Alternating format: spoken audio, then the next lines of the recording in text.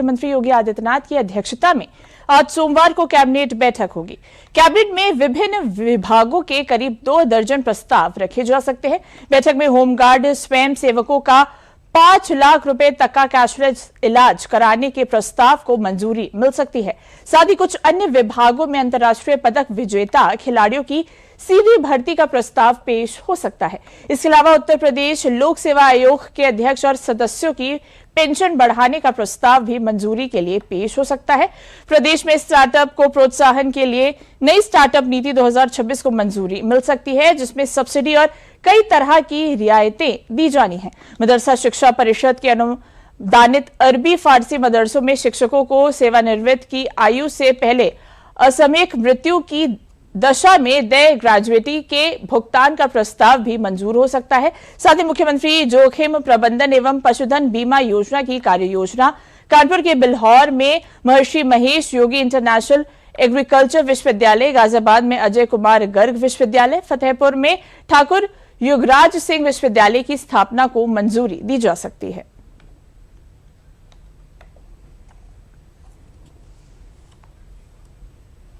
तो देखिए, इस खबर पर अधिक जानकारी देने के लिए हमारे साथ हमारे संवाददाता रामीन सिंह जुड़ चुके हैं। रामीन जी, देखिए, आज का दिन बेहद अहम है।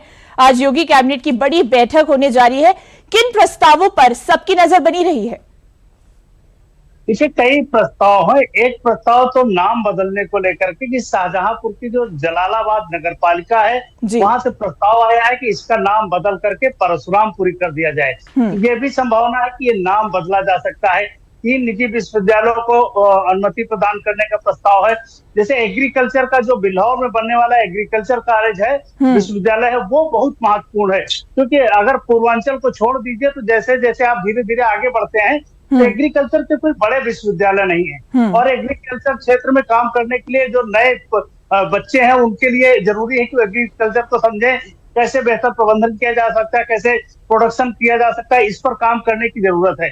जो सहकारी समितियां, पंचायती लेखाधिकार है, तो वेतन विसंगतियां तमाम है, उन पर हो सकती है चर्चा।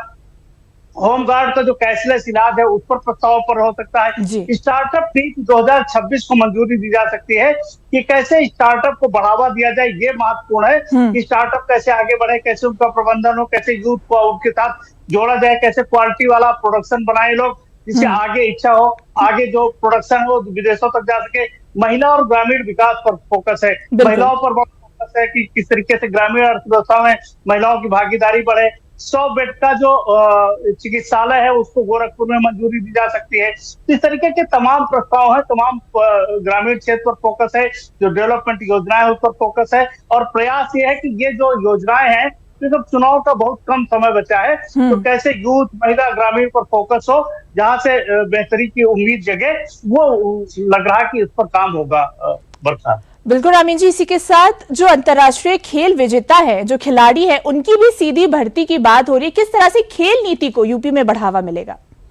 देखिए, ये पहले से था कि जो प्रदेश में पदक विजेता है उनको दिया जाता था कि सीधी भर्ती की योजना थी, लेकिन उसको उससे जो दिक्कतें आ रही थी उसको संशोधन करके कि जो पदक प्राप्त करेंगे उनको हम सीधे नौकरियों में रखेंगे, अलग अलग नौकरियों का प्रबंधन करेंगे कि वहां जाकर के सीधी भर्ती में जुड़े।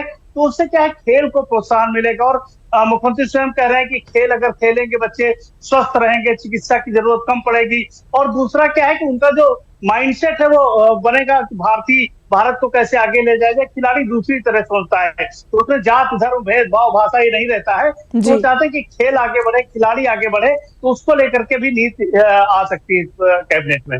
बिल्कुल रामीन जी, इन तमाम जानकारियों के लिए आपका बहुत बहुत धन्यवाद।